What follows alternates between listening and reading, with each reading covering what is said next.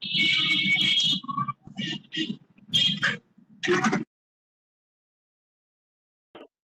request everybody to mute, please. Background sound. Yeah.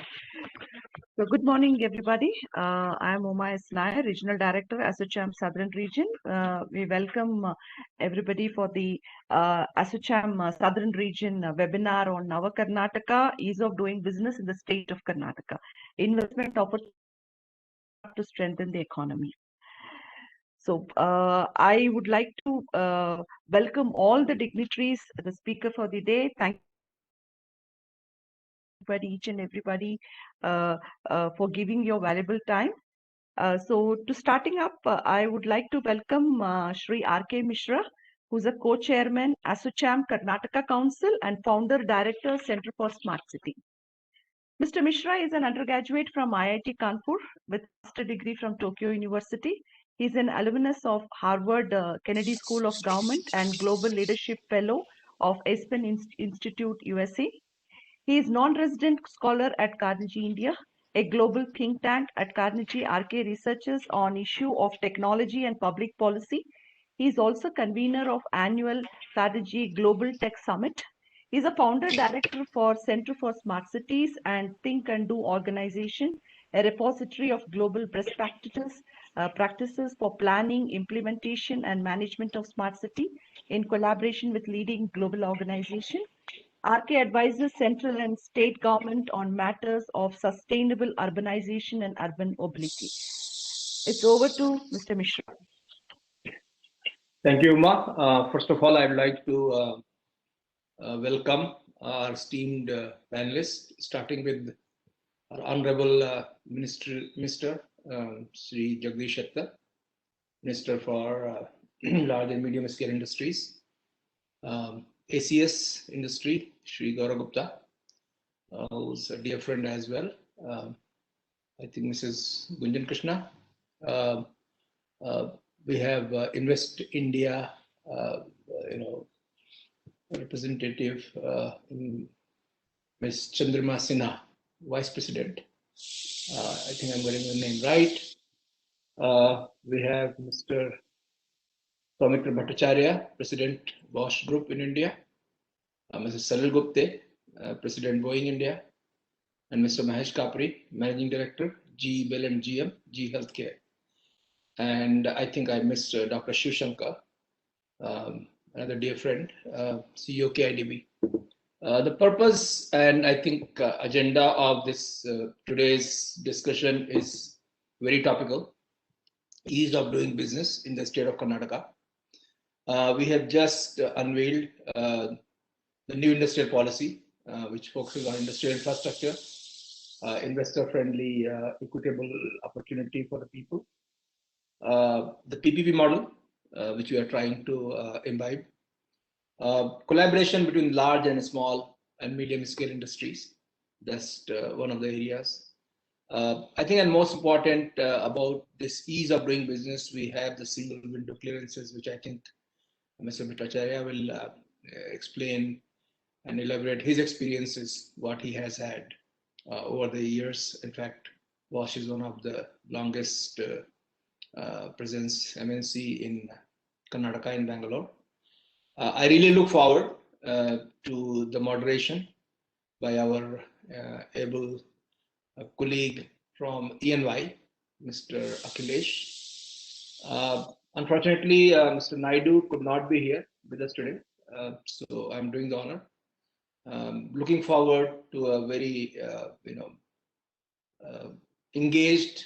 I think before this meeting, we had a meeting of the panelists, and the discussion was there: are we simply going to talk or engage? And I think today's session, I would like to be engaged. Please feel free. The government is a partner of the industry, and the industry works in collaboration with the government to better the life of the people. And I think in that spirit, today's meeting is very valuable. And I wholeheartedly welcome our minister, Shri Jagdish Shettar. I met him recently again during the Aero India Defense Expo inauguration, I think curtain raiser. And we discussed few things, and I hope we'll hear more, both from our Honorable Minister, our ACS, Mrs. Krishna, Mr. Shivshankar, about, and of course, Invest India, what the government's approach and thinking is, and then of course industry will chip in. So I think I stop here and let the proceedings begin. Thank you.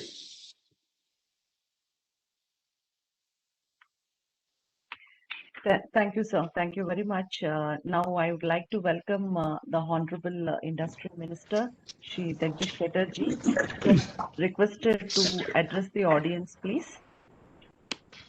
It's over. ಎಲ್ಲರಿಗೆ ನಮಸ್ಕಾರ. ಎಲ್ಲರಿಗೂ ನಮಸ್ಕಾರ.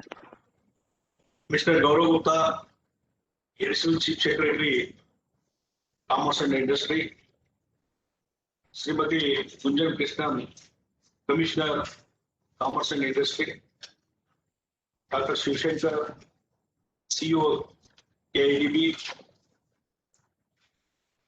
Srimati Chandrima Sinha, Vice President, Invest India, Mr. Sumitra Bhattacharya, President, Post Group in India, Mr. Mahesh Kabri, MD,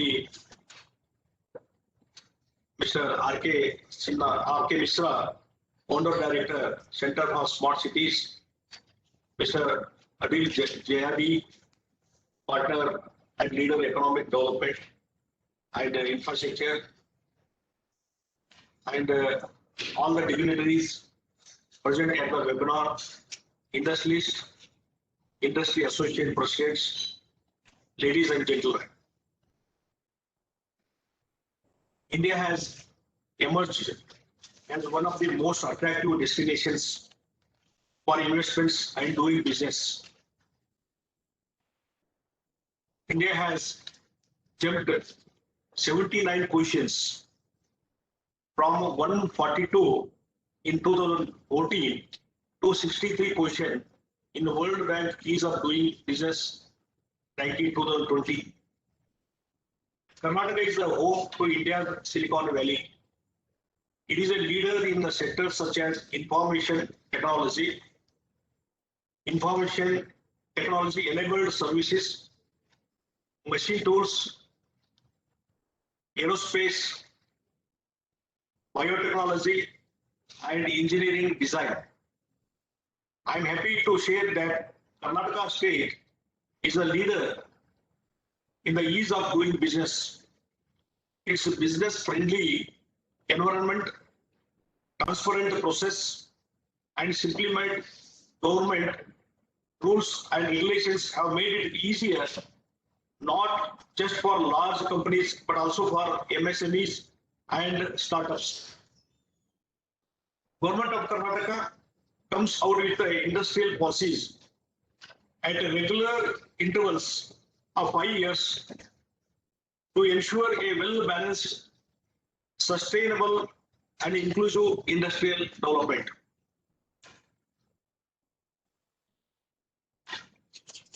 Last industrial policy was brought out in 2014.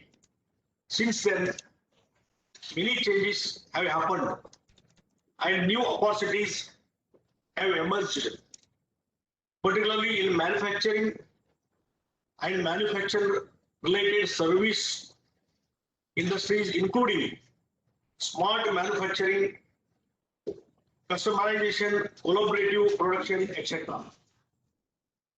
The focus of the new industrial policy 2020-25 is to exploit Karnataka's industrial prowess, create an enabling environment, develop infrastructure, and provide equitable opportunities for the people of the state, particularly in industry backward districts, Tier 2, Tier 3 cities, and ensuring inclusive development of investment within the state. To emerge as a global leader in advanced manufacturing, research and development and innovation, and create an ecosystem for an inclusive, balanced and sustainable development of the state. main object of the industrial policy 2020-25 to attract investments worth of 5 lakh crores to create employment opportunities for 20 lakh people, to reach the third position in merchandise exports in the next 5 years, to maintain an industrial growth rate of 10% per annum, to provide to an enabling ecosystem for technology and adoption innovation. The new industrial policy 2020-25 aims to the holistic development of the state and looks beyond Bangalore to promote Tier 2, Tier 3 cities as engines of economic growth. The policy has grouped the districts of the state into 3 zones to incentivize investments in the industrially backward districts. Industrially backward districts are classified in Zone 1 and 2, and Bangalore urban and rural districts are classified in Zone 3. Based on competitive strengths and growth potential, the policy has identified specific focus sectors: automobiles and auto components, pharmaceutical and medical devices, engineering and machine tools, knowledge-based industries, logistics, renewable energy, aerospace and defense, and electric vehicles. To emerge as a globally competitive with skill and scale that leverage high-tech growth, following the thrust areas have been recognized: Industry 4, research and development, intellectual property rights, technology adoption and innovation, cluster development initiatives, and sustainable industrialization. And looking into the industrial policy, when we publish 2020-25, it is welcomed by everybody, particularly industry sector, industry capitals in Karnataka. Everybody wholeheartedly welcomed our industrial policies and contents of the industrial policy. Regarding the ease of doing business, the Karnataka government also launched the affidavit-based clearance scheme, also known as the ABC scheme, to facilitate and attract investment in the state. The newly launched scheme is a part of the recently promulgated the Karnataka Industry Facilitation Amendment Act to facilitate manufacturing industries and enterprises in the state. The new scheme objective is to simplify regulations, reduce procedural requirements, and create a conducive investment environment. The ease of doing business is an essential indicator of the investment-friendly business climate in the country. Improvements in the ease of doing business will enable faster future growth of the state economy. The state government has implemented an affidavit-based clearance scheme to facilitate smooth business. The project aims to simplify establishing industries through the self-proclamation deed covering a range of selected business services from various departments. This will help to stabilize business processes and provide a conducive environment for investment. Priority sector: for the first time in India, Karnataka has embarked on a manufacturing business-oriented incentive system to ensure balanced industrial development of the state. The policy aims to encourage large and medium industries by providing incentives to all the sectors. The objective is to provide infrastructure and credit facilities, skill development, training, and technical support for industries across the state. Numerous initiatives have been made in this new industrial policy to create Narendra Modi ji, our Honorable Prime Minister, dream Nirbala India, which is expected to attract investment from both domestic and multinational industries. I want to thank you, everybody, for creating this incredible platform. I would like to assure all investors that my government will provide full support for any businesses in the state. Thank you, sir. Everybody. Thank you. Good morning, sir. Thank you very much for your valuable inaugural address for our program, sir. And I would request our R.K. Mishra, sir, if he has any questions to the Honorable Minister. R.K. Mishra, sir. So I think Mr. very, I think clearly outlined the priorities of the government. And I think the policy, as he rightly said, has been welcomed by the industry. I think Karnataka has been a leader when it coming with the progressive policies. I mean, we were the first state who came with the software policy, and which was then eventually government of India adopted that, and that's how the IT boom of India started. Again, we were the first very recently in 2017 when we came up with the electric vehicle policy, and I was fortunate to be involved in that. I think Karnataka has the talent, Karnataka has the willpower, Karnataka has the bureaucratic capacity, administrative capacity, I would say, to be able to see through these policies. And that's the reason Karnataka is one of the leading industrial states of the country. I think here is a time where our industrial policy has to be a little bit more than just a facilitation framework. My suggestion would be, and I'd be very happy to work collaboratively with the with the government and in industry through ASSOCHAM. How do we Karnataka take leadership in certain technologies which are emerging? For example, doing more of the same is very good. It will create employment. It'll keep Karnataka going forward. But how do you leapfrog? And I think there are 2-3 things. There are certain, for example, I mean, a little bit of EVs. We were very early when it came to creating the policy. Manufacturing to that extent of EV in Karnataka has lagged, and for reasons I know very clearly. Everybody wants land near Bangalore, which is very difficult. But then there are new technologies where we can take, and because Karnataka has a talent in R&D. I mean, California is California because of their huge R&D talent pool. Tesla could only be done in California. Apple could only be done in California. I think Karnataka should not just be an industrialized state. It should be an industrial innovation powerhouse. And that's where, for example, hydrogen, based economy, which has come up in the recent budget government of India.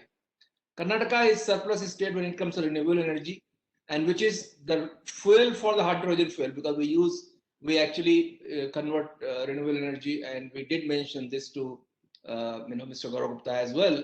So it's not a kind of a question, it's a suggestion and comment. How do we make Karnataka, we are innovation again, not to take away what Karnataka has already done in IT and technology and aerospace, we are leading, but we need to keep running to remain where we are and ahead. And that's where I think if now or during the discussion, either Honorable Minister or the Secretary or other officers could discuss a little bit, and if not, we can have another. Karnataka needs to lead the innovation, because innovation has a multiplier effect. And I think, knowing what I know about this country, Karnataka is the only state, I think, which has a talent pool, the administrative capacity, and the ecosystem to be that leader. So yes, job creation, manufacturing, I think Karnataka is doing well, will do it. But innovation in the new technologies is something which again will come through public-private partnership. Government needs to facilitate and promote. So that's where I rest my case, and we will take it further.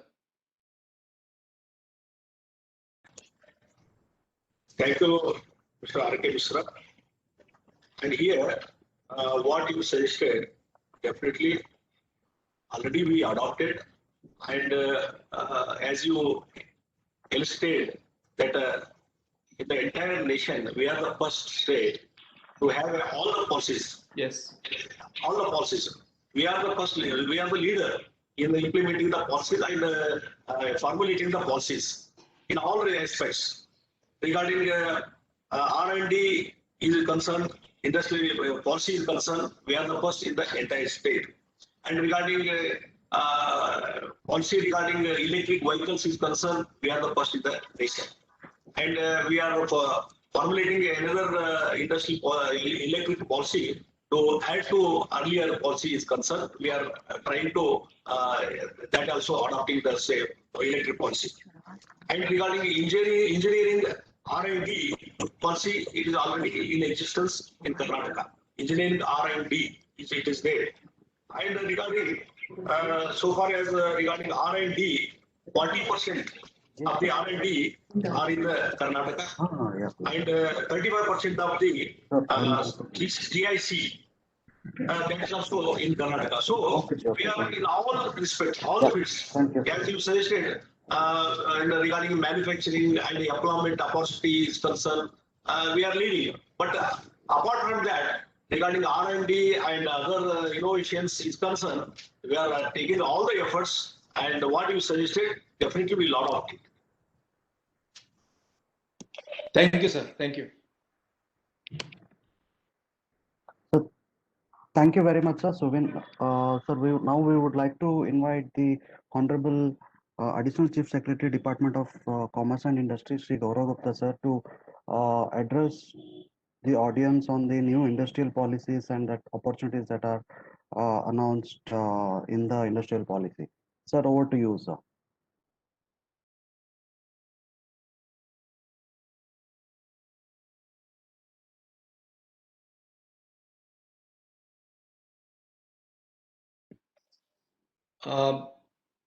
Is everybody able to hear? No, I think it's muted, I guess. Yeah. So. No, sir, we cannot still hear you, sir.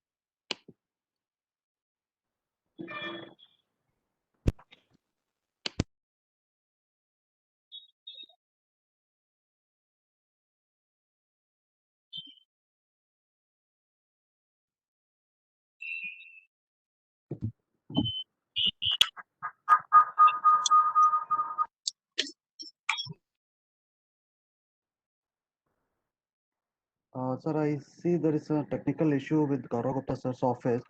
We would like to go ahead to introduce our session moderator, Dr. Akhilesh, Director for TAS and EY LLP, to continue the panel discussion on Nava Karnataka ease of doing business in the state of Karnataka, which talks about investment opportunities and roadmap to strengthen the economy.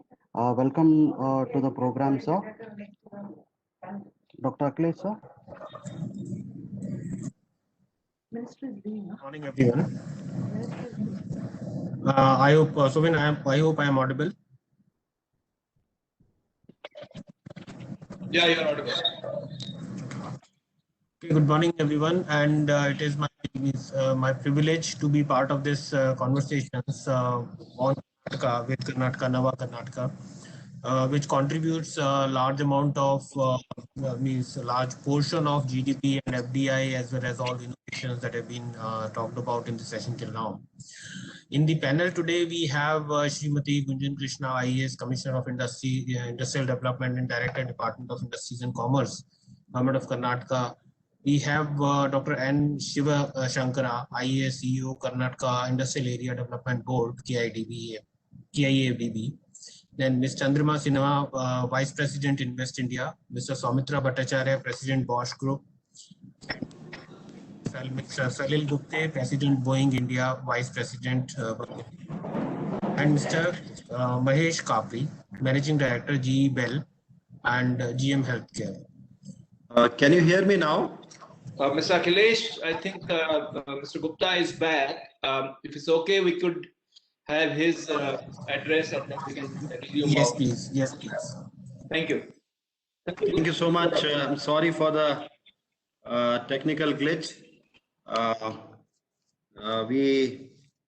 I welcome all the dignitaries present on this webinar, the industry leaders, large and medium scale industries minister, Mr. Jagdish Shettar sir, and also representative from Invest India.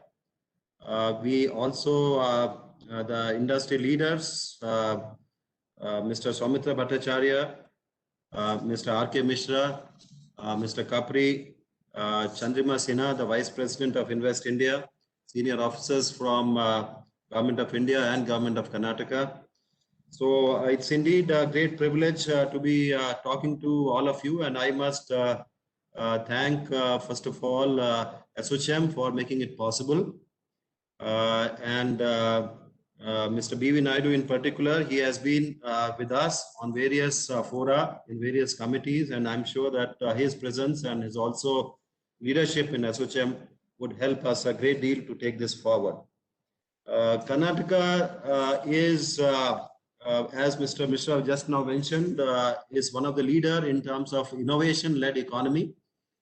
We have been ranked as #1 by the Government of India in innovation parameters by Niti Aayog, and more importantly, it has been the entrepreneurial capital of India, where nothing else matters, nor old money, nor power, but what matters is your ideas, your ability to succeed, and also the startup. It is not only entrepreneurial capital, but also the startup capital. And what matters here is whether you have a great idea and whether you can sit in a coffee shop and try to see how you can get funding and how you can scale it up. I was going through figures. More number of startups germinate in Bangalore as compared to that in Silicon Valley, and that has been consistent over the last 5 years. And that's all testimony to the fact that you have not only great ideas, you have the great consumer market here, and also you have the technology, not only technology, but also be able to machine and produce things and make it possible, whether it is in the machining or manufacturing space, but also in terms of life sciences and research in, say, for example, it could be vaccines or it could be any other enzymes. So Karnataka is the leader in terms of these important parameters. I am conscious about the fact that today's discussion is about the ease of doing business in the state and the investment opportunities, etc. And while we talk about the ease of doing business, I would also like to talk about the policy landscape, and in particular in the last 12 months or so, we have taken several initiatives to ensure that the policy landscape changes and makes it even better for people to invest here and choose to be here. Now, what is important is that the state identifies what is the core area, as perhaps was talked about. Innovation and the new age industries are the core area, and we need to work at them. But also the traditional areas in which we have been strong. It could be aerospace, it could be automobiles, and how they are getting impacted by technology. They also are identified and promoted and projected. So Karnataka in this new industrial policy talks about Industry 4.0, it talks about automation, it talks about advanced manufacturing and innovation-led manufacturing. And this has been the fulcrum of it. Karnataka is also one of the important issues in the industrial policy, which came out in the COVID period, adopted by the state cabinet in the month of July, is also the issue of going beyond Bangalore. Now, we all understand Bangalore is very, very important for the world, but for Karnataka, the districts are also equally important. And so therefore, the new industrial policy talks about how we can take it beyond Bangalore in terms of incentivization, in terms of infrastructure, and also in terms of special investment regions in Dharwad and Shimoga, which have been identified to promote and ensure that there is full-fledged industrial township that can be taken up. I may also in this context mention that contrary to what is the public perception, lot of industries are going to tier 2 cities and tier 3 cities. We have India's largest toys cluster, which is being taken up in Koppal, and Koppal is not among the tier 2 cities, it is among the tier 3 cities. Likewise, the drugs park that we are going to make up is located in Yadgir, which is again in one of the relatively backward, industrially backward regions. So we are also looking at Tumkur. Tumkur is a very, very important industrial cluster that is coming up. One of the largest industrial clusters in the entire country. Almost 10,000 acres of land is being taken up, and we have also taken it up with the support from Government of India. Likewise, Mysore as electronics hub, and Shimoga as health and wellness cluster, and Hubli Dharwad as FMCG cluster, and number of other clusters are being taken up, which will ensure that the development takes up in all the regions in the state. Beside the industrial policy, we also talk about issues relating to land procurement. I think what perhaps has been one of the shortcomings in Karnataka is it's difficult to procure land. It may be because of the very tight land legislations which were enacted in the state in the decades of 60s and 70s, which have now been dismantled. I'm very happy to say all these have been dismantled by the government in the last 12 months. The 79AB, 80 and other sections which inhibit purchase of land have been repealed by the legislature of the state, and it is now very easy for you to buy land. Second thing is, it has been made very easy to get approvals by amendment to the Industries Facilitation Act, by virtue of which you can start your factory immediately after approval. Even all downstream approvals can follow. They can be taken up based on self-certification and online application and payment, online payment also. And this we call it affidavit-based clearance system, ABC, which makes it easier for all industries to proceed immediately. The third thing is that we have made it very easy to get incentives. The new industrial policy talks about the turnover-based incentives, the production-linked incentives, which has been the mainstay of what the Government of India is trying to drive it. But the Government of India is driving it in terms of sector and sector, and 13 sectors have been identified. It started 4 and then became more and more. But what we are saying is across all sectors, it will be turnover-based incentivization, and based on your turnover, which you file for any kind of tax or any other purpose, based on that, you yourself can declare, and you can get incentivization based on that, not necessarily based on how much tax accrues to the state. That was a big task in identifying how much of tax is generated, how much is retained by the state, and a proportion of that accruing as incentivization for the industry. So all that has been now done away with in the new industrial policy 2020-2025, to make it possible for make it easy for you to get incentives. We have been continuously looking at all our processes, taking up government process re-engineering, taking up simplification of forms, going through each and every entries, be it labor, be it environmental clearances, be it revenue or anything else. What we need to have is a complete online, easy to understand and easy to administer kind of system. And what we request from the industry leaders is that they should use all these online forms and make it work. Very often we develop something, it is not liked by the industry, they don't respond, and then in that case, it is not being used. It's just like a software system. More you use it, it will become perfect. And I would request very importantly all of you through this forum of ASSOCHAM that please use all the facilities available. Do get back to us, criticize us, write to us. We are very approachable. One thing which about Karnataka, which I would like to say is we are very predictable in terms of policy driven kind of thing. It's not dependent on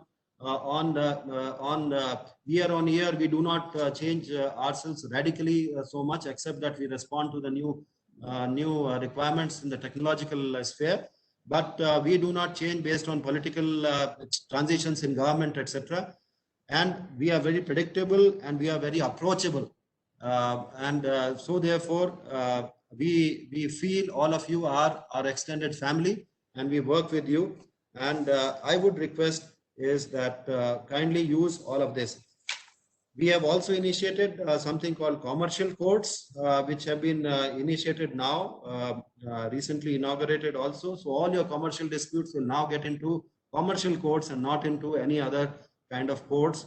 This is in line with what the government of India has been also prescribing. We understand that there are various requirements, and Bangalore and Karnataka is also for the first time included in the World Bank ease of doing business rankings. From 2 cities, we have extended ourselves to 4, and we are trying to use what all infrastructure we have to make it possible for us to get a higher ranking.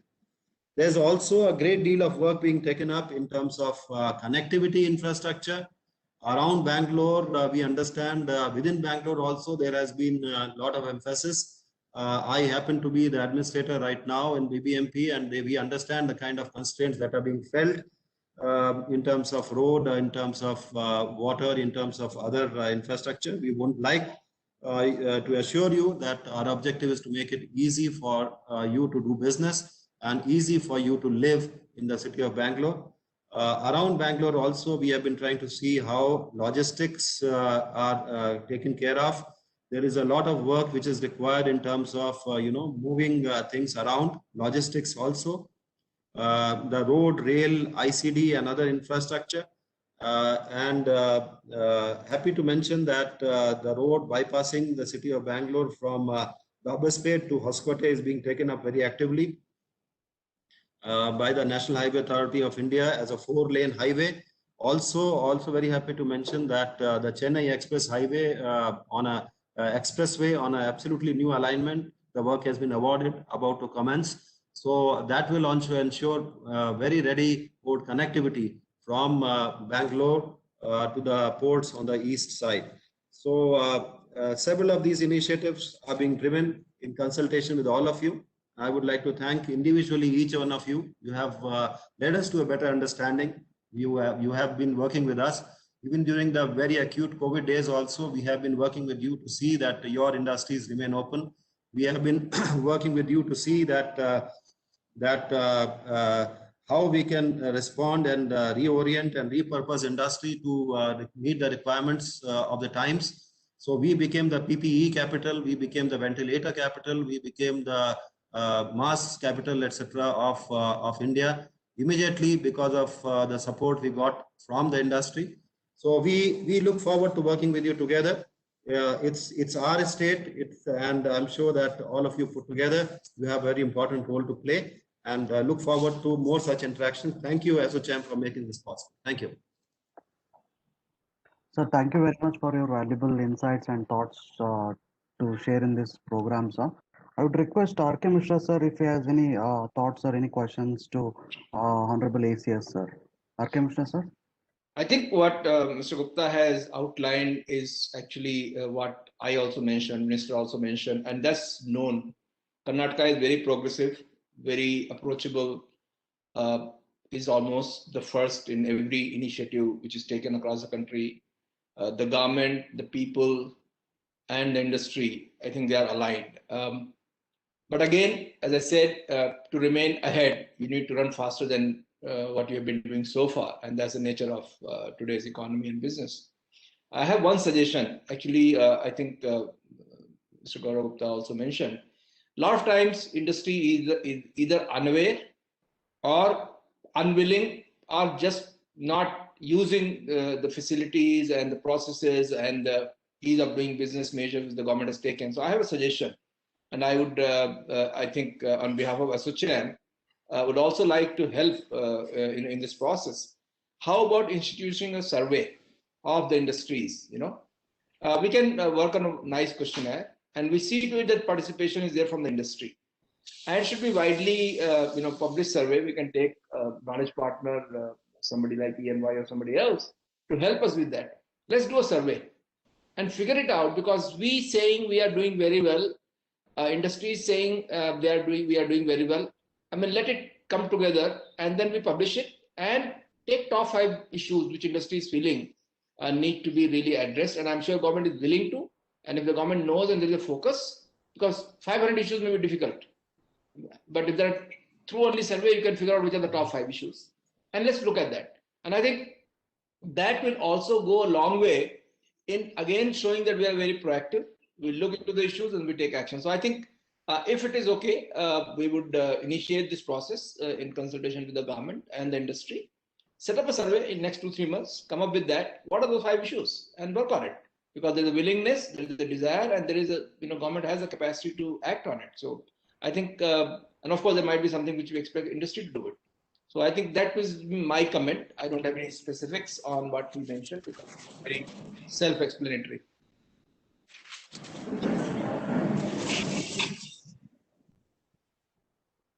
So, I mean, if okay, Gaurav, would you like to say something on this? No, I endorse whatever you have said. What we need to do is not just a questionnaire. I think what is necessary is that people are wary of the online services being offered. They may be a little clumsy, they may be a little clunky, possible. And also one more thing which I request again, very often the industry leaders basically pass it down the line, and the persons who get the approvals and clearances reports and filings are not usually IT savvy people, but they are the people who are the foot soldiers. The foot soldiers then go office to office and troop office to office, and that is the way they have been brought up for the last 20-30 years. So the tech savvy people are not assigned this work. So what my request would be, kindly make the tech people, you may be sitting in Canada, in Montreal, and you can do anything you want to do business in the state. And for that, you need to have that kind of confidence. And what I will request is industry leaders should set up a cell within themselves and to see and check and verify and attest and also proclaim that this is the way to do business in the state. And if there is something not working, please interact with us, make it work. In the next 1 or 2 months, I would request, if this can be done, it will be a great service to this great state. Thank you. I think there's a very, very good insight here, because you're saying that there are a lot of facilities available online not being used. Maybe that could be the focus of us. How do we make sure, and then we see the effectiveness of those. For example, say what percentage of activities which could be done online are still not being done online, correct? But they are being done offline either way. So I think it's okay. So it is very easy, for example, to get a environmental clearance, to get an electricity connection, to get a water connection. To now we are making it possible for you to file a case in the courts, commercial courts also, and to apply and get clearances, to apply and get incentives. All of that is possible online. And I would request that the tech capital of the world or India should also be able to adopt this a little more. The brick and mortar industry has it on them to make it happen. The IT tech industry has it on them to make it happen. And please make it a felt desire of the industry associations or chambers just like you, and also push us more to make it possible. And that will help the new age industry, because they are, most of them are young people, young entrepreneurs, tech people. they don't understand the real world, and very often they get lost if the systems are not really up to their expectations. If you can order from Big Basket or from Amazon, you should be able to do it any kind of business in the government as well. And if it is not, the onus is on all of us to make it possible. Thank you. I appreciate it. Thank you. So with this, I would like to conclude. I'm sorry I have to be in another program. I'm so happy to be with all of you. Wish you all the best for the session today. Thank you. Thank you very much, sir. We would like to move on with the panel discussion.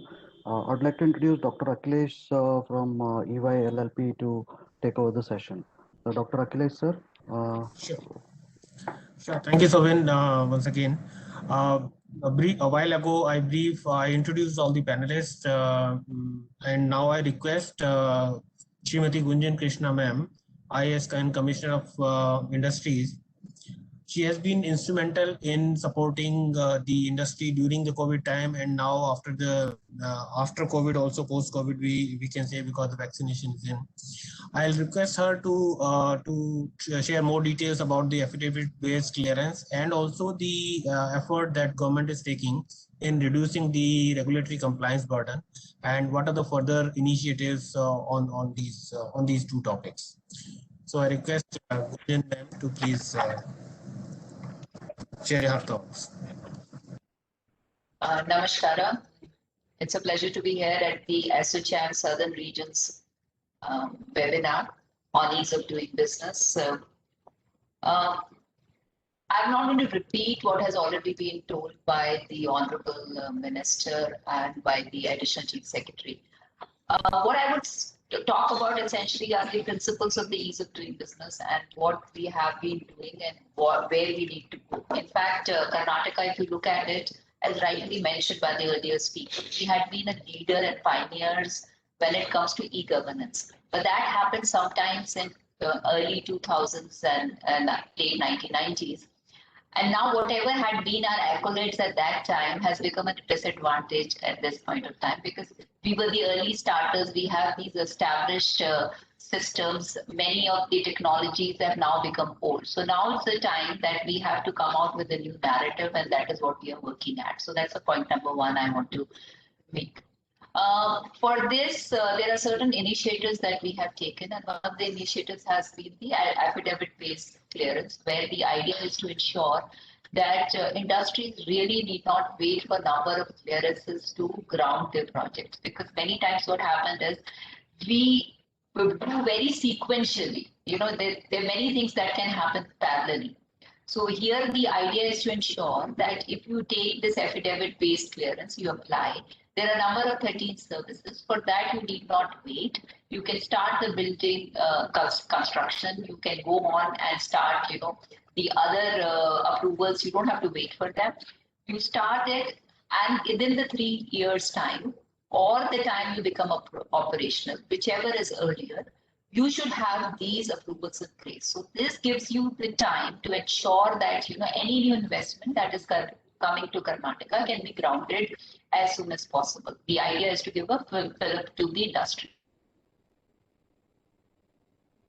The single window government of India is talking about, and of course we've been working at it, but we found in Karnataka certain challenges, because unlike it's very easy in Madhya Pradesh or Chhattisgarh where they did not have systems. So they put up one system and everybody is using that unified system. For us, we had to harmonize number of systems which have been put by different departments. So now we are reimagining this entire thing.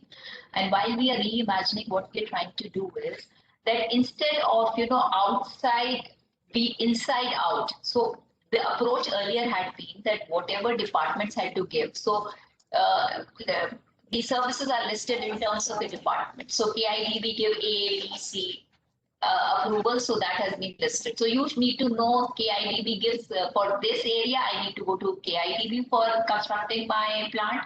For this, I have to go to BMP, BMP, or for this, I have to go to some village panchayat or some other area, wherever it may be.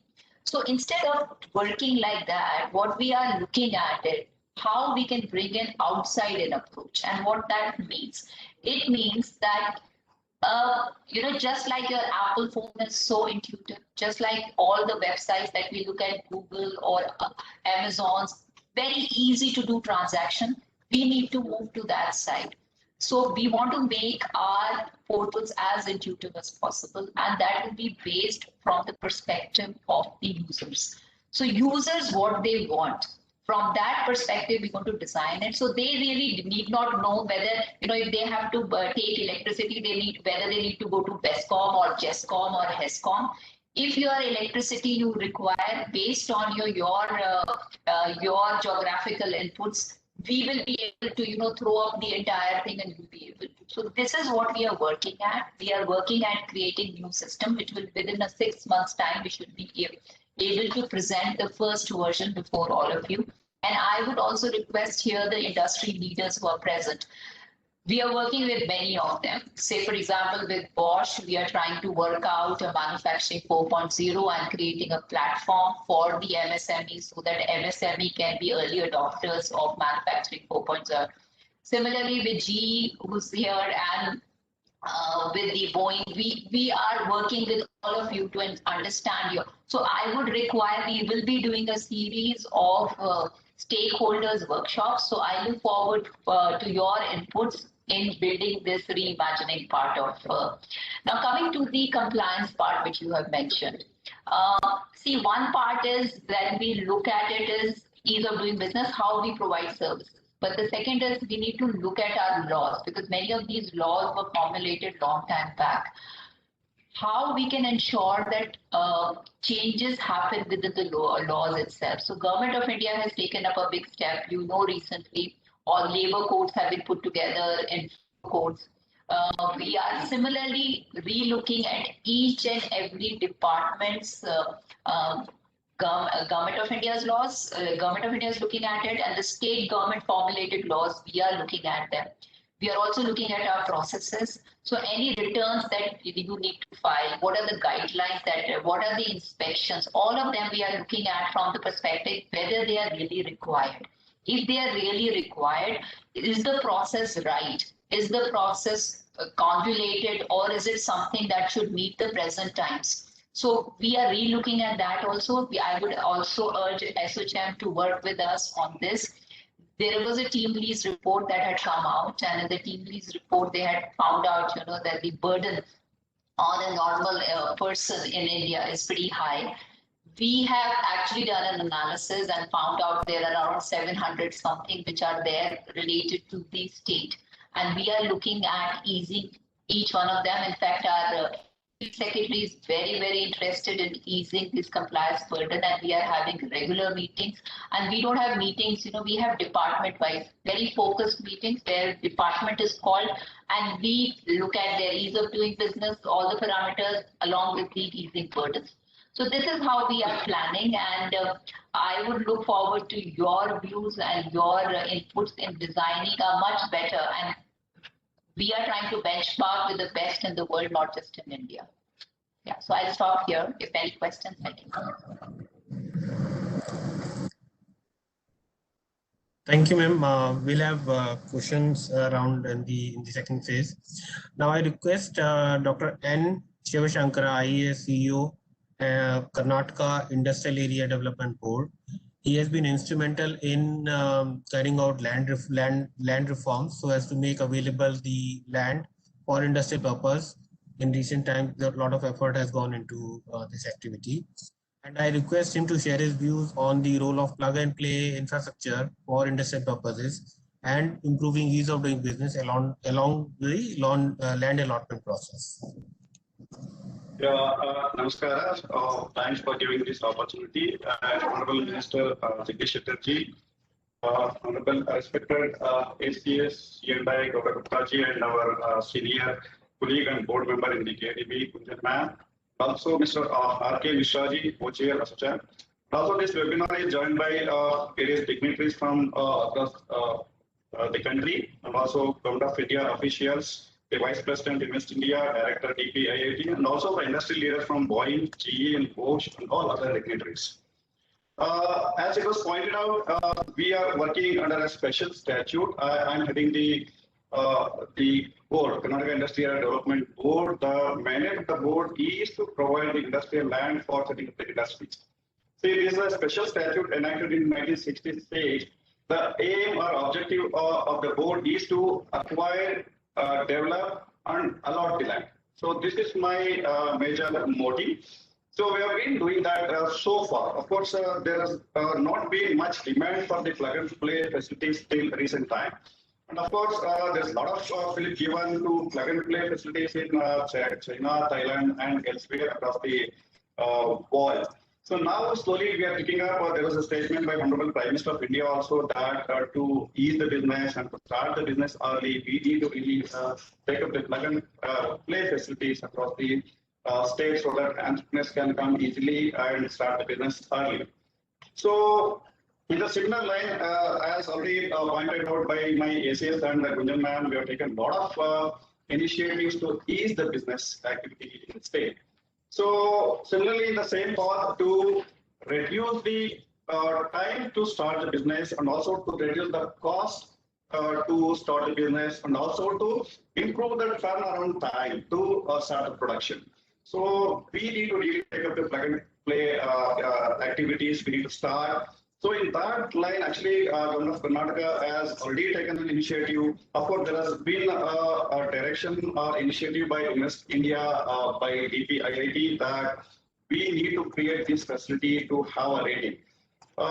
My industrial land parcel is already available on the GIS platform, which is linked to the industrial information system connected to DPIIT website. And also, I nominated about 20 parks for IPRS, that is Industrial Parking Rating System. Under this EODB initiative, plug and play is also one of the key criteria that states needs to take up. So in that front, we already, my board has discussed this matter in detail, and we have taken a decision to take this into force. One is to create such facility in the existing industrial estates by the board itself, EODB itself. On that front, already we have taken a decision to create such facility in one of our premier industrial park in near Devanali, that is adjacent to the existing Kempegowda International Airport. So maybe within 6 months, we are going to create this facility. This will be a reality in 6 months where we give all the pre-approvals. So the entrepreneurs can just come, plug in and start the business maybe within 15 days or a month's time. So this is the way in which we are progressing. To start with, we have taken a decision to start in aerospace park. And also, of course, we are encouraging a lot of private entrepreneurs so that they can start the plug and play, and we will have a special cell to help them out. And we have given land in, again, in aerospace park. So to start with, we are focusing in Bangalore. Of course, we are rolling out across the state as well. To name a few servers, my ACS sir was mentioning that we are promoting industries to go to Tier 2 cities, that is across the state, particularly in the North Karnataka, maybe in Yadgir, maybe in Koppal, Dharwad, Hubli, like that. Say in Koppal, ACS company is creating world-class toy cluster, wherein government has an MOU with them, and we are facilitating, we are handholding. He also all set to start the plug and play facilities there to cater to the toys cluster. A lot of global companies have entered into MOU with the ACS toys infra. So similarly in Dharwad actually ACS infra, again I think most of you know ACS has a SEZ in Belgaum, which is a success story. So they are planning to create another private industrial township in Hubli, Dharwad. There also there is a mandatory provision that each should take up this plug and play facility also so that entrepreneurs can come quickly and start their business. Similarly, we have another cluster where we are expecting FMCG to start the activity there. They will also have a common facility and plug and play. See, one thing is directly funding from the government where we are going to create the infra, and on the other way, so we are encouraging private entrepreneurs to start plug and play facility by supporting them in all ways so that we will help them to get all the clearances. I think this will take us to a new height maybe in days to come. This is the mandate of the day. Of course, Government of India has a mandate that they have instructed us that we should take it. Karnataka is all geared up to start the plug and play facility. I think that would help the industry. Thank you. Thank you, sir, for sharing updates about the plug and play infrastructure and opportunities for private players. Now I'll request Ms. Chandrima Sinha, Vice President Invest India, to share her thoughts on the new national single window system which is being set up. Invest India has been very active since many years, and of course the role that has been played during the COVID time in supporting the industry to keep running, that has been very commendable. Apart from the international awards that Invest India has been getting for the work that they are doing. So I request Chandrima ma'am to share her thoughts on the national single window and the way forward. Thank you so much, Mr. Akhilesh. First of all, good afternoon to all of you at ASSOCHAM, and thank you for this opportunity. And I'd like to begin with a little introduction about Invest India for those who are not aware. As many of you would know, Invest India is a national investment promotion and facilitation agency that has been set up to essentially partner with all investors seeking to set up business in India. And in fact, we are actually set up as a government and business partnership with more than 51% of our ownership held by the industry. And we seek to be the voice of the investor in the larger ecosystem. And I'm very happy to note that many of my co-panelists from the three companies who are here are also our partners with whom we have been working for a long time as part of the investment journey in India. To come to the investment, the National Single Window Portal, I think many of you have been aware of the concerted efforts that have been going on at the national level in terms of ease of doing business. And we often talk about our improved rankings in the global doing business rankings that the World Bank announces, and where we have actually now in the 5 years come to position 63. And many of you may also know that China currently ranks 85. But what is often not recognized is that the consistent efforts that are going on in all spheres as part of all the levels of government, and we have been partnering with all states. Of course, Karnataka is one valuable partner. And because of all these efforts, we have not only improved our rankings as part of the doing business rankings, but rankings like the Global Competitive Index, where we have moved from rank of 71 in 2014 to 43 now. And our Logistics Performance Index, again, has seen more than a 20 rank improvement. In terms of innovation, so we heard a lot of the speakers before me talk about how Karnataka is the hub of innovation. And one of the things that has happened in the recent past, in the last 5 years, is how we have consistently improved our IPR rules and regulations that has allowed investors to gain the confidence and also allowed our innovators to stay in India and actually not move out in order to patent their innovations. And our rankings have also improved in the Global Innovation Index. As part of our overall efforts, all of this has led to us attracting a significant portion of the global FDI inflows. And even despite COVID, we remained one of the most sought after investment destinations. And with all the, the concerted effort that different state governments, and we heard all the speakers before me talk about what they have done, as Gaurav Gupta sir talked about how Karnataka reimagined itself and became the PPE capital, the different health initiatives, and we also have GE here with whom we also partnered during the COVID times. And that has helped us get the bulk of FDI inflows in the last 5 years. Almost 50% of the inflows that came from 2000 onwards have come just in the last 5 years. And we hope with all of your partnership, we will continue to be the most sought after investment destination. So in the context of this, as the speaker before me talked also about the single window system and the industrial information system that KITD CEO just talked about. So what has been overall, in terms of the efforts that different state governments have been doing in terms of easing the regulatory landscape for the investors, many different single window systems have been set up in the country, and many have happened at the central level and also at the state level.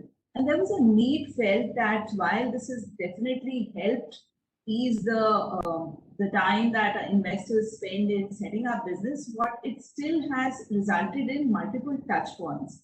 So as part of that effort in order to reduce the time that investors spend in trying to get permissions and get to straight down to doing business, which Krishna ma'am also talked about an effort that is happening in Karnataka, where they can just start operating. The investment clearance cell was part of the budget announcement. As part of that, what at the central level we are trying to do is create a national single window portal that will try to be a seamless port of entry, linking all the central governments. And we, in the first stage, are working with 6 state governments. What it will allow is a single login entry, single point of entry, and it will not only have a centralized repository of all the different licenses and regulations that you would need, it would also ensure that there is a kind of you will not need to go at different places to continuously get the permissions that you need to set up the business. So it very similar to what Ma'am Krishna ma'am talked about the efforts in Karnataka, because there are already things in place. We are also trying to do this without disrupting what has already been implemented in the last 5 years, because we do not want to continuously reinvent the wheel. So as a result of that, we are trying to lay it in a manner so that the existing systems in the states are not disrupted, but at the same time, all the investors are able to take advantage of having a single point of entry and then work across seamlessly at the central and the state level. So I will stop there, and if there are any questions, I'll be happy to. Sure. Thank you.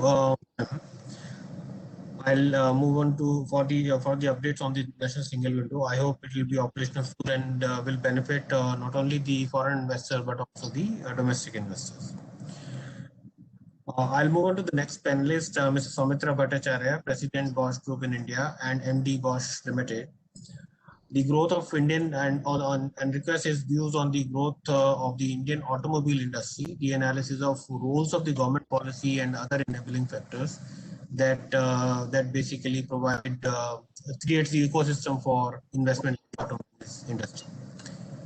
Over to Mr. Bhattacharya. Thank you, Mr. Akhilesh Akwiria. Do I have 10 minutes? Because I'd like to respect the amount of time. Yeah. Initially, a budgeted amount is 5 minutes, but we can have about 7 minutes. Okay, I'll finish it in 7 minutes. So I'd like to give a few, overview points, and especially after following the very eminent speakers, link it up to that discussion and the talk. So first of all, Bosch, globally, we are 136 years young. The good news is next year, Bosch in India is going to be 100 years young. And the better news is we are going to be next year 69 years make in India and 69 years make in India and in Karnataka. So that tells a story about Bosch in Karnataka. And we have our biggest campus here, 75 acres, which will be inaugurated as one of the smartest campuses in India in the heart of the city. Now, I want to mention a couple of points because we are linked to India in a very deep way and linked to Karnataka in a very deep way. First, I'd like to say Karnataka's example of becoming a Silicon Valley is an amazing story. Question is, how do we convert that Silicon Valley into other Silicon Valleys, whether it's manufacturing Silicon Valley, whether it is plug and play infrastructure, or whether it is single window clearance. Now, let me give a simple example now, starting with manufacturing and single window clearance. Karnataka has got one of the best IAS officers and bureaucrats, and you already heard from Mrs. Gunjan Krishna and Mr. Gaurav Gupta that they are wanting to get critique on especially where we can further improve and also retain the good points. So let me give you some facts and figures on both sides of the coin. First is ease of doing business. In India, we know we've moved from 142 to 63. Now, some areas which are applicable for Government of India, but also Karnataka, construction permits 27, some of the best, resolving insolvency 52. But we have also some areas where we are not the best. Example, enforcing contracts 163, registering property 154, starting a business 136, and I'll now come to and paying taxes 150. Let's come to starting a business. Chandrima ma'am, I think it's an amazing thing because I've been part of the discussion that the Invest India and DPIIT have taken on the single window clearance.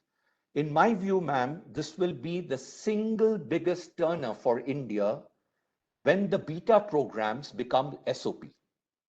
We have already volunteered to be a beta program manager, and we would request that if you put industries and big industries into the beta program, you will get an accelerated, fast input on what works on the ground and what doesn't.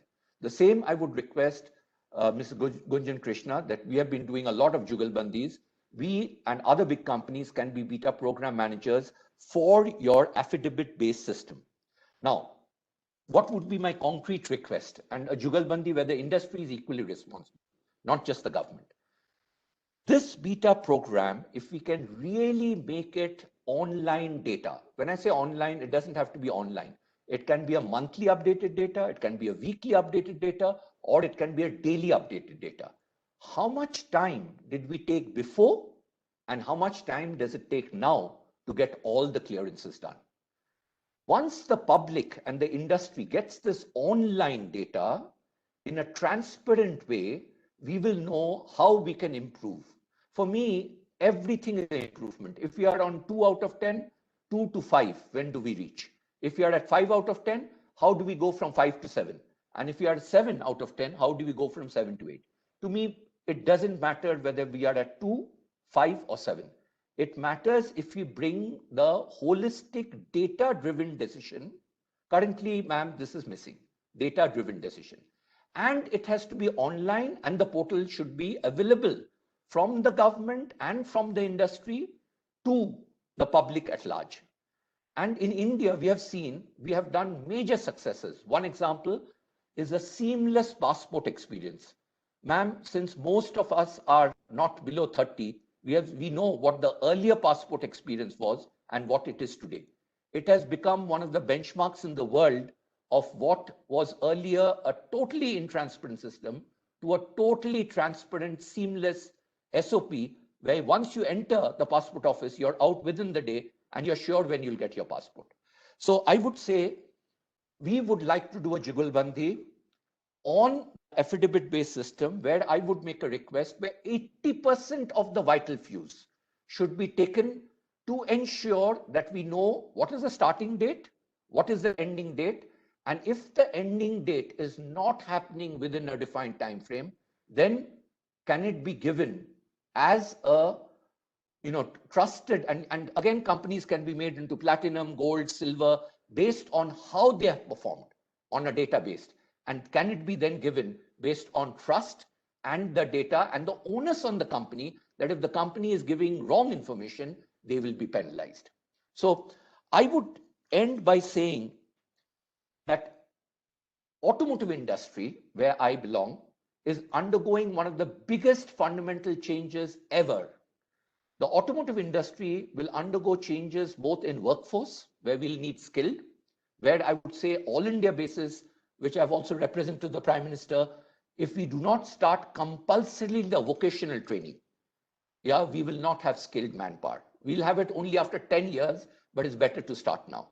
Second, example in the automotive industry, there are a lot of small and medium, example in Germany, companies who want to come. We partnered with one to make a JV. We have 50 applications because they want to form a JV, because they know that Bosch knows how to navigate. Why don't we create a system where MSMEs don't need the Bosches and the other big companies, the Boeings and the Gs, to navigate? They can navigate on their own, where the single window clearance becomes a data-driven, time-bound, and finally we'll have to say, where are we in India and Karnataka? Where is India vis-a-vis the world? And it doesn't matter, ma'am, if we are at 2, 5, or 7. I want to make a commitment. Bosch as a neutral, agnostic player, which has India agenda as the first, and we never sell our products and services. We work only for India agenda, is willing to partner at the central level, as always, and at the state level to be a beta program manager, one amongst the many other companies, where we also take responsibility to share what is practically possible and what is not practically. So I would end by saying we have to have the positivism, yet we have to have the ability for industry and government to do a jugalbandi on trust, to look at both the glass half full and the glass half empty, but to say we want to drive the agenda together forward and not to feel bad to declare if we are at 2 or at 5 or at 7. And this, Karnataka being such a digitally savvy state, we can put it up into a portal for public information, including Invest India being a very savvy institution, can make India also into, for the 14 states that you are collaborating, to say how you compete within the states, who's moving faster. This can only improve the India EOBD going forward. And we want to play a very important role. Thank you. Thank you, Mr. Bhattacharya, for your inputs and also insights that particularly on the JV aspect, that the companies want to come to India, but they look at the JV route. Also noted this, your offer to be beta program manager and the India agenda, that is very high. We'll have panel discussion, means discussions, open discussions, but I'll let me move to Mr. Salil Gupte, President Boeing India and Vice President Boeing International, and request him to share his views on the growth of aerospace ecosystem in India, in Karnataka also, and OEM perspective, and the impact of COVID, the opportunities limited or opportunities unlimited. Thank you so much, and I'll cover those topics. You know, for us at Boeing, India is a capability like no other, and we've chosen Karnataka as our hub in India. We have 3,000 team members for Boeing here in India, and another 7,000 that work with our supply chain partners, and the vast majority of that is actually in Karnataka. We have, around 7,600 crores of annual spending, so just over $1 billion in India today. These are exports from India to the rest of the Boeing company to support our global products and services. It's a true manifestation of Make in India, not just for India, but for the world. And from an aerospace and defense standpoint, if you think about yesterday's comments by the Prime Minister about the defense budget to many industry parties that were in an engagement with him, he talked about the true success of Atmanirbhar Bharat not just being about achieving a self-reliant India, but rather, in addition to that, an India that is able to have capabilities that make it an indispensable part of the worldwide marketplace. So it's making India for the world. And nowhere is this better embodied than in Karnataka. Because I mentioned that 7,600 crores of export that Boeing sources from India.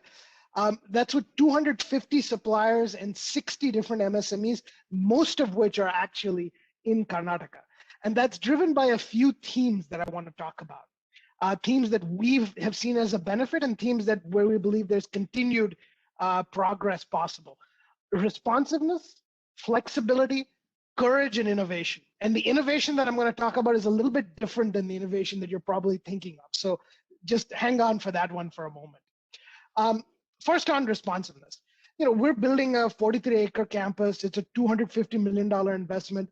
This couldn't, of course, have been possible without the Department of Commerce and Industry, with the Department of Environmental Clearance and the support from the Chief Secretary and the team, all of the top-notch IAS officers and personnel that were mentioned just a moment ago by the gentleman from Bosch. In the years to come, this is going to continue to be a need as we complete this campus. I'll give one example. Connectivity of the new industrial area in Devanahalli is going to become so critical to development of that capability in that region. The metro line, all of those things, the ability to get around the traffic, essentially. And all of that is going to be important to the further build out of the aerospace ecosystem in that area. And we look forward to continuing to work with the government on this, because it's in our view that this responsiveness of the government in Karnataka is a key part of our Karnataka experience. So we thank them for all that's been done thus far as we develop our campus up there. And we expect that this will continue, this responsiveness will be a continued part of the experience going forward. On another one, flexibility. Our needs change as companies, and COVID-19 was a key example of that. Our industry has been hit harder than many, especially the civil aviation side, as a result of the pandemic. And therefore, some of the usage for some of our facilities, especially at the campus that we're constructing, shifted. And the Department of Commerce and Industry worked very closely with us to allow some of those shifts. And that flexibility was very important and extremely helpful. And I want to thank them for that. But also on flexibility, there's how we go about our business. In the COVID-19 pandemic, at the first part, as we all recall, we had strict lockdowns. However, we had other defense customers outside India, like the US Department of Defense and the Pentagon, that had sent us a notification that they expected all of our manufacturing facilities to continue to operate despite the pandemic. Well, that's a problem when a portion of our manufacturing, a significant portion, is here in India, and it supports those other facilities in the US and around the world that make critical defense equipment for the United States, for the United States allies and partners like India. Karnataka understood this. They worked with us and many of our industrial peers to define the testing and the safety protocols that were required to reopen our facilities. And they were amongst the first to define defense and aerospace as essential services. And so we look forward to continuing to develop these protocols for the next crisis, because we all know there will be one. And it's that readiness in Karnataka, that flexibility that is part of our Karnataka experience. And we thank them for that. And we look forward to continuing to work on that, because that's going to be a critical part of our continued success in Karnataka. Third theme is courage. Just on one specific example, I have to mention this, an incredible achievement on achieving a successful Aero India air show. Now, for those of you who are not in aerospace and defense and other industries, you might not realize that the air show that took place in Bangalore a couple of weeks ago was the first of its kind in the pandemic era. Farnborough in the UK, Paris had been canceled or had shifted to virtual.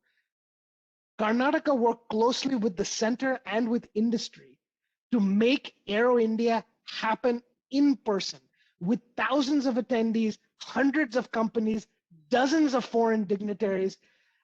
They were proud to attend. We, of course, were proud to have a presence there.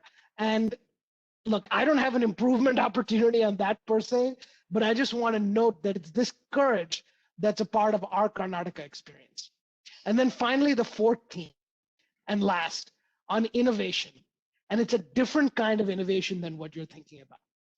It's on a topic that many of you don't think about initially when you think about innovation, and that is about developing skills and capabilities. Because what if I told you right now that in Karnataka, there are organizations that are developing skills for complex manufacturing to achieve the goals of maximizing diversity and inclusion? Now, what does that have to do with ease of doing business? The answer is none of us as large corporates can invest if we're not certain about the breadth of skills to achieve what we need to achieve, whether it's manufacturing, engineering, software development, what have you. It's a requirement. And it's in Karnataka that we see the innovative approaches to talent development, to achieving the skills that are needed for us to excel. And I'll give you one example that's truly a moving example for me. I've had the honor of spending time with our partners in Karnataka that work with differently abled people. These are people who don't have the ability to hear or speak or see in many cases. And I've been able to witness the progressive training that we jointly developed. These are MSMEs in Karnataka that innovated with us to develop training programs to enable these differently enabled individuals to manufacture the highest level of quality products on sophisticated parts that go on our civil and defense aircraft.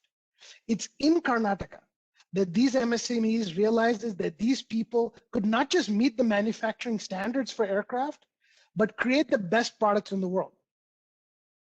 It's a demonstration to me of the innovation capability in Karnataka. And I feel like this innovation, in addition to what we normally think of as innovation, should be recognized, and that innovation to grow the diversity and inclusion elements of the workforce at all of MSMEs should also be incentivized even further at the state level, so that companies are encouraged even more to explore this type of innovation. Because for us, it's this type of innovation that's also part of our Karnataka experience. So those are just some themes that we as an aerospace player have experienced in Karnataka. And it's why the opportunities there are really endless. So thank you so much. Thank you, Mr. Gupte, for your sharing your thoughts and the contribution that you are making to the Indian economy and the Karnataka economy in terms of exports, expansion that you are doing, and the 4 pillars of responsiveness, support, courage, and innovation that you detailed about. I'm sure it is this is the part of the overall industrial development ecosystem that will take us furthermore, or maybe unfold more opportunities, not only for one company but all the players in the industry. Now I'll move on to Mr. Mahesh Kapri, Managing Director, GE Bell and GM, GE Healthcare, and request his views on operating in Karnataka, technology, innovation, and manufacturing for the healthcare infrastructure, making India self-reliant in the healthcare infrastructure. So, Mr. Kapri. Thank you, Akhilesh. Greetings to my fellow panelists. In addition to leading the supply chain for GE Healthcare, I'm also honored to be the chair for ASSOCHAM, leading the Medical Equipment Core Group. We have been working closely with the SCALE committee members. SCALE is the steering committee for advancing local value add in exports. As probably all of you know, this committee was conceptualized by the Prime Minister immediately after clamping of lockdown in March, and was formalized in July 2020. It has facilitated the formation of more than 24 working groups to look at specific issues that need to be addressed to accelerate local manufacturing. Each group has a representation from at least 6 to 7 companies, and in one of the manufacturing segment. And we liaison with the respective ministry. We have been discussing on how to make India Atmanirbhar in medtech sector, with working very closely with Honorable Minister of Commerce and Industry, Sri Piyush Goyal ji. And I think this is a very apt workshop that we are doing today. Now, GE's presence in Karnataka and the theme of ease of doing business. GE's legacy in India began in Karnataka in 1902 with the Shiva Samudra hydro project. GE's presence in Karnataka is the largest in any state in India in terms of investment, what we do in the state. Close to 400 plus million, 8,000 employees. We have also got many leading companies as our global partners. Example, Wipro, we have a joint venture. BEL, we have a joint venture. HAL, we have a joint venture. And thousands of local MSMEs and contractors, as our partners. As some of you know, GE has 2 big global research centers. One is in New York, and the other one is right here in the heart of Bangalore. GE has invested close to 220 million in the JFW Technology Center, we call it. We manufacture products and design products for aviation, healthcare, power, renewables, more than 1,000 strong team. We also are housed as the, our headquarters for healthcare is in, Bangalore. LM Wind is in South Asia, headquartered in Bangalore. So GE Healthcare is, focused on addressing some of the toughest healthcare challenges, like my fellow panelists also mentioned in their sector. We are focused on lowering the maternal and infant deaths, We are focused on enabling early detection of cancer, addressing heart diseases effectively, and driving better outcomes for the trauma patients, amongst other things. So much has changed in healthcare because of pandemic. For decades, things didn't change, and suddenly within week, a decade has happened. Healthcare is seeing the most accelerated transformation covering all aspects of patient care and administration. An area that came into focus during COVID-19 was the urgent need for sufficient medical supplies, rapid diagnostics, and surveillance. Just a quick landscape of what the medtech industry is in India. If you look at the medical device industry in India, it consists of large multinationals as well as small and medium enterprises, as we call the SMEs. The current market size of our medical devices industry in India is estimated to be 48,000 crores, and it is growing at 13% CAGR, which is very phenomenal. Today, we are heavily import dependent. Large multinationals lead the high-end technology. We do have significant domestic players operating on consumables and catering to the local consumption with very limited exports. So coming off a COVID year, investment in multi-year activity of creating full-fledged ICU beds, which can handle an epidemic of COVID's proportion, would be one definite focus that we have to have in Karnataka and also in the country. So if I just step back, the first impact of COVID-19 was a sudden realization that a global integrated supply chain, which my fellow panelists also mentioned in the aerospace, the integrated supply chain with dependencies at each step of the process, risk being, with a shutdown in the country across the world, no company or industry was immune from the risk. Therefore, moving the supply chain elements to a better location was simply not an option. To address these challenges, we had to be creative. Specifically in Karnataka, we teamed up with the government of Karnataka, Shri Gaurav Gupta ji, Srimati Gunjan Krishna ji, Ms. Chandrika ma'am, and the Invest India team, and our supplier partners to coordinate an unprecedented logistic push, including chartering private airlines to carry hundreds of tons of supplier parts and medical systems, as well as rapidly localization several products into the local manufacturing facilities. As the pandemic progressed, the entire medical device industry faced unprecedented demand of critical equipment. To help meet the demand, we again increased our manufacturing capacity, in case of CT scanners by almost 2x, ultrasound devices, mobile X-ray machines by almost 5x, patient monitors, ventilators. As it was mentioned, we also had a local player who was the, kind of leading the ventilators along with our partners in BEL. We also innovated, solutions for our customers. We came up with a CT in a box, which is a modular machine that captures same features of a traditional CT scanner, but can be set up in days rather than weeks or months for the traditional CT. COVID-19 accelerated existing trends within the healthcare industry. Telemedicine and virtual care have advanced more in the last few months than they were expected in the next several years. And patient demands for these services continues. The industry needs to completely modernize the current infrastructure to manage through this changing and achieve greater productivity, enable greater access and care for to ultimately get a lower care of healthcare delivery, thus allowing the providers to spend more time on taking care of the patients. So I'll stop here. Thank you, Akhilesh ji, for this opportunity, and happy to answer any specific questions that come up during the panel. Sure. Thank you, Mr. Kapri, for all the insights on how you navigated through the COVID period and contributed to the nation and Karnataka in providing vital equipment that were required.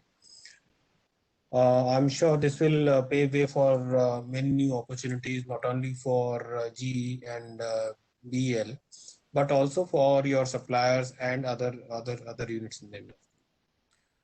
So now is the time, with permission of all the panelists, I will open the floor for discussions.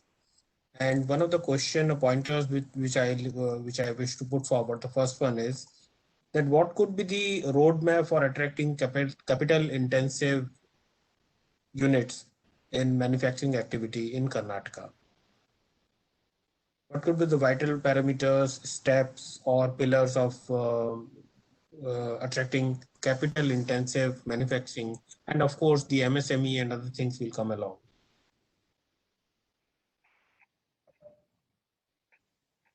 So, would you want me to respond to that? Yes, ma'am. This is open now, open for all the panelists and for audience to get benefited from the conversation. Yes, ma'am. So the whole focus of our new industrial policy essentially has been on these upcoming sectors. Those are 9 sectors that we call, and we are concentrating on electric vehicles. We are concentrating on manufacturing 4.0. All the new sectors that we have, biotech, if you're looking at it, engineering, R&D. So we have come out, the first step for us as in the government of Karnataka is essentially to create a policy framework so that there is nothing left for any bureaucrat or any, for the system, the predictability of system. So the investors exactly know what they are going to get. So that would be the other part, very important is the associated skill. Because skill is very, very important and it has been raised by Salil also. We need to ensure that the right kind of skill is available for all these manufacturing. And for that, we have been working with a number of agencies. In fact, our Skill Development Corporation here has tied up with Tata Technologies, with Siemens, with the World Bank. And we are also working closely with the industry so that, you can take up these ITIs and polytechnics. We can tailor make your programs as per your requirement. We can associate the universities also. You can have an MOU with those universities as well. So that is, and plus we are doing the discovery and the training and all that part. We are giving stipends also for those people who are going to go for as a trainee in particular. So there's a lot of scope there that we are looking at ensuring. The third part would be to ensure that finances and the other part is available. So again, for that, one is the policies where we have put it like for electronic system design manufacturing, which is again a capital intensive industry that we are looking at promoting in Karnataka, and we have come out with a very comprehensive incentives to ensure that they are as competitive in India as anywhere in the world. So that's how we benchmark. So that's another aspect. We may look at it with the help of the government of India. You can combine it with a lot of government of India programs where they have brought in product-linked incentives. So we give, our policies are over and above what government of India is giving. So that gives a right ecosystem. The other part that we are looking at is ensuring that we have a right, say for example, if the startups are looking at coming into cutting edge, say for example, if we look at ESDM semiconductor industries, then we have to look at it creating a right ecosystem. So there we are looking at giving grants.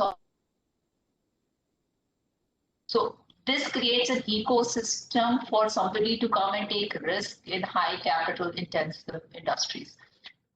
This is from my side. I would look forward to the other panelists' comments.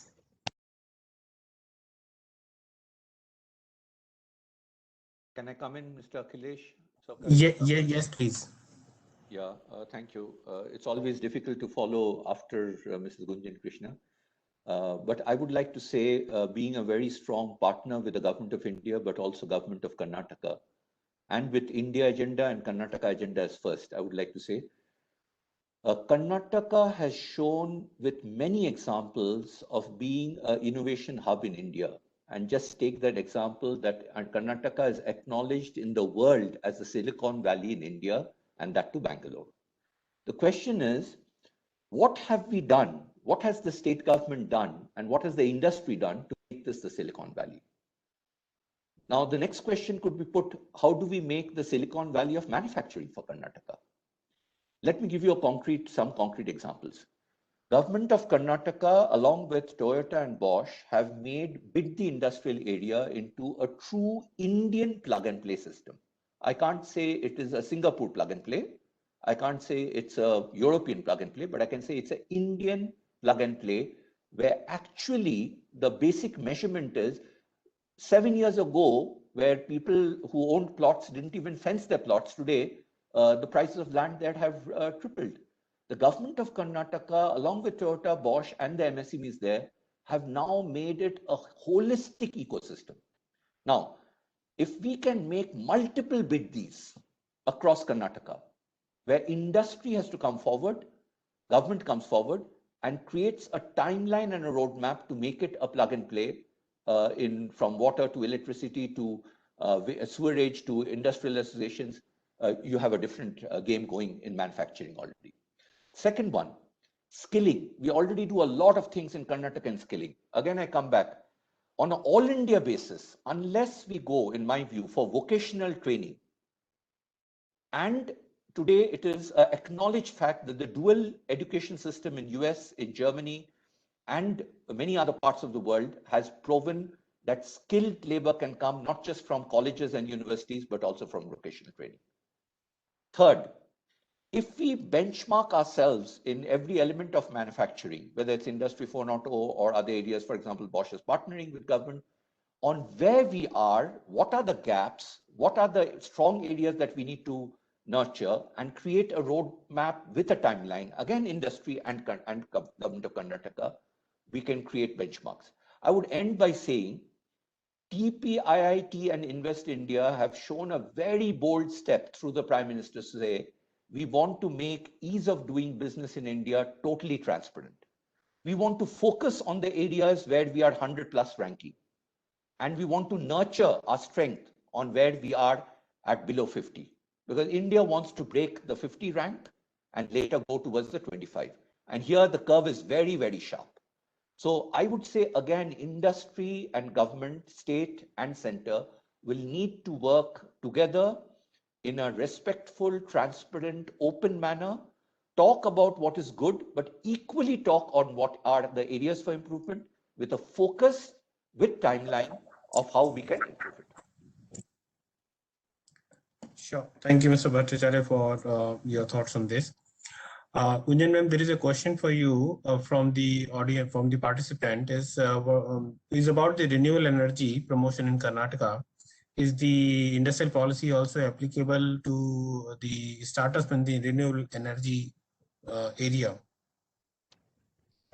Yeah, so for the renewable energy, we have divided it into two parts. So if you're looking at for those cell manufacturing, so that part we have covered in ESDM policy, because that is highly capital intensive, that requires a lot of, so if you're making modules, cell modules, all of that part is covered under the ESDM policy. The ESDM policy gives you 25% on land as a subsidy, 20% on plant and machinery. It gives 1% as a production linked incentive. Apart from your registration charges and stamp duty, all of them are waived off. Plus ₹1 subsidy on your electricity bill also. So that part, and the other part of the renewable will be covered under our industrial policy, where up to 2.25% turnover incentive is provided. Other than other also, other incentives part. Sure. Where plug and play the capital intensive. I just wanted to add that we are also playing a lot of emphasis on cluster approach, where plug and play facility and the common facility centers are a integral part of it. And we are also incentivizing in our industrial policy, setting up of the private industrial parks. And these private industrial parks can become nucleus for, coming up of these industries, say, for example, in electric vehicle or in the electronic sectors and the sunrise sectors.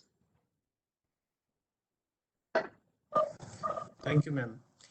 Ma'am, another pointer that I have for the discussion today is the public-private partnership and ease of doing business.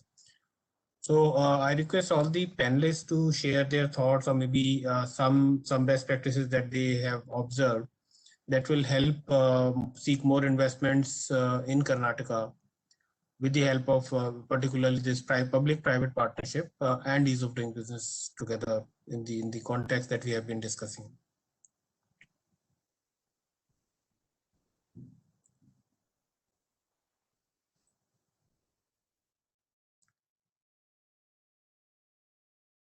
So any thoughts around the public-private partnership? How is it going? How to make it happening?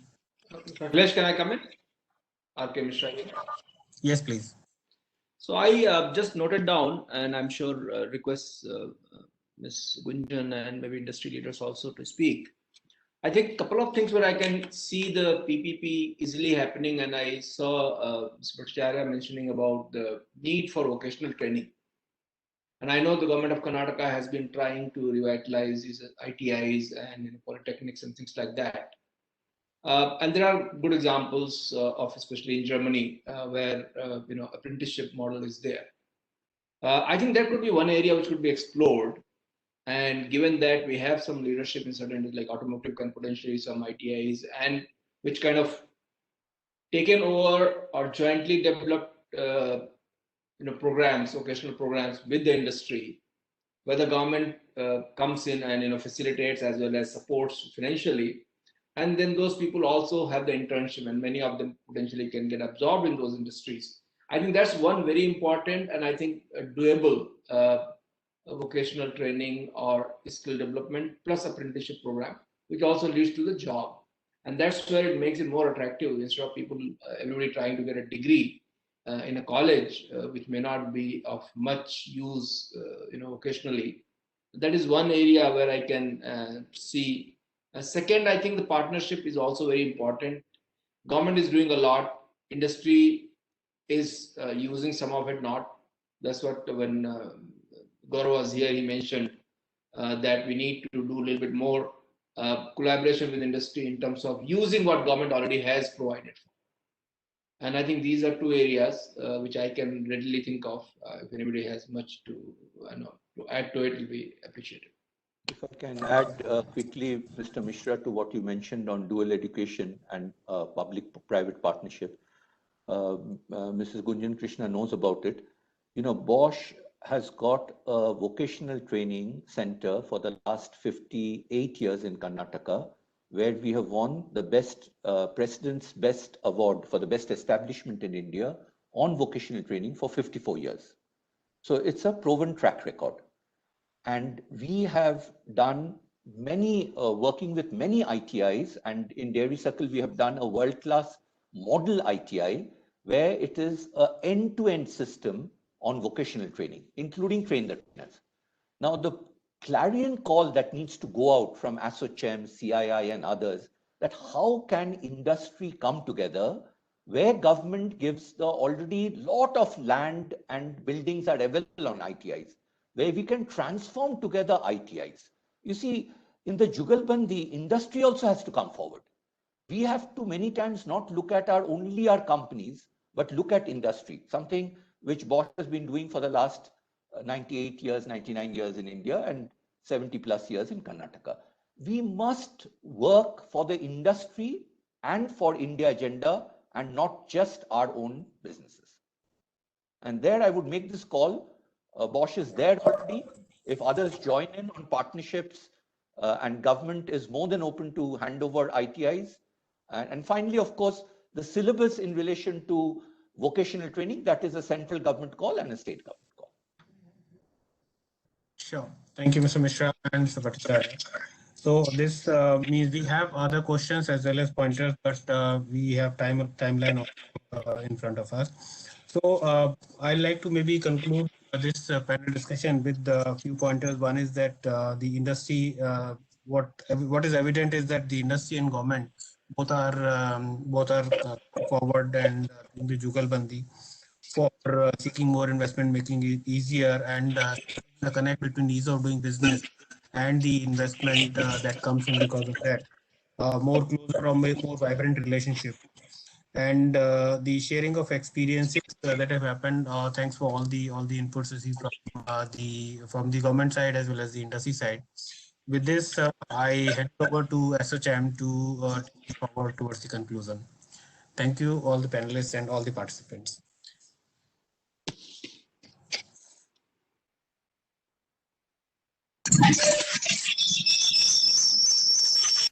you so much. Dr. Akhilesh to moderate this panel discussion and creating this an very important panel discussion to understand on what are the areas that we need to focus and what is the way forward to strengthen the Karnataka's the economy and also to help the improve the ease of doing business in the state of Karnataka. Now I would like to move on to R.K. Mishra sir to summarize the entire program and give the closing remarks of this program. To R.K. Mishra sir.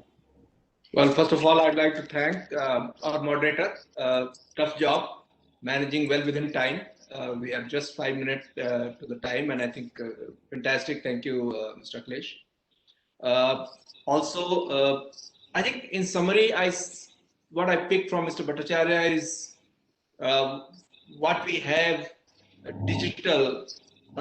Digital also has to be time bound and transparent, and where people can actually see the benefits. And he gave some examples.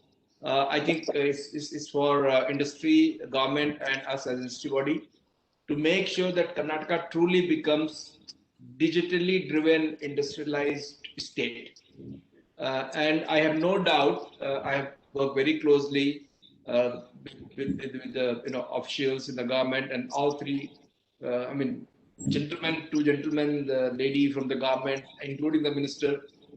I have personal relationship. I've seen them over years and decades. I mean, the best of the best is what you can get. And I think my request to industry would be, please engage more. I think if you suggest something, in fact, create a model of it, lead it, and I think Karnataka will be more than willing to come forward. So let's do that. And as she rightly said, Karnataka was a pioneer, and hence we have a lot of legacy systems, and integration is happening. And UP today can do something from scratch. And my friend there, Siddharth Nath Singh always calls me, RK, we have done this year. He's a minister for MSME and investment. And we only have it like 10 years ago. The only thing is now those disparate systems have to come together and work as a I think, orchestra, which is well orchestra. Second, the PPP. I think I would request the two panelists here who represent industries, one in aerospace. I request Mr. Gupte to come forward and create an ecosystem of vocational training and apprenticeship for the aerospace industry, because this is in everybody's interest. So we'll be very happy. He can choose the ITI, whatever request and he needs. And of course, to Mr. Mahesh, please you look into your industry, manufacturing of medical equipment. I think ASSOCHAM's mission, what I have discussed, should be outcome driven, not output driven. We shouldn't do a seminar for a tick mark. We should do a seminar for the action and follow up. So my request would be at least these two things. These two industries can potentially set up vocational training and apprenticeship programs for these two industries, as Mr. Bhattacharya is doing for the automotive industry, and which is a fantastic example. We can learn from him what he has done. And government, I think, will be more than willing, and I hope and I support we'll get from the government. Now I think is the time for me to thank all of you as a vote of thanks. So let me just first thank DP IIT for their continuous support. And I think the best thing to happen to India is Invest India. I mean, without any doubt, they are truly professionals. Despite being not the government, they are the government. And despite being the government, they are not the government. So I think that's how I describe them. So fantastic. Thank you, Ma'am Chandrima. Thank you for coming. Then we have KIDB, of course. Very happy to see Dr. Srishankar here. I have known him in his previous role as well. Fantastic. And KIDB used to be one of the very notorious organizations a few years and decades ago. I think it has completely transformed, and I'm sure more of it will happen in the real edition. Of course, Mrs. Gunjan Krishna, thank you so much. With your clarity of thought and dynamic leadership, I think we are in good hands. And of course, with Mr. Gaurav Gupta, who also happens to be my classmate from Kanpur, IIT Kanpur, we will make a good team and see what we can do with the industry. Of course, our sponsors, Bosch, Jindal Aluminum, and I hope I have not left anybody. If I have, please forgive me.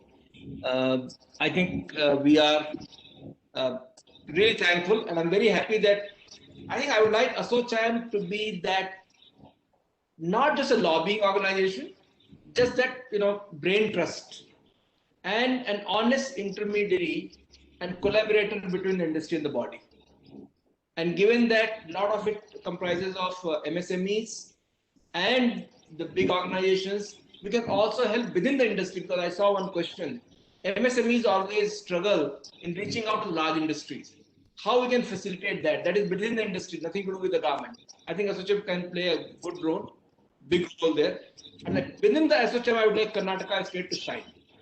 I have just recently given my friends and colleagues have been part of ASSOCHAM from this year. Would like to make it as a really collaborative effort, and we appreciate our effort. And thank you so much for sparing your time, coming today on time, and delivering it on time. Thank you so much. Appreciate it.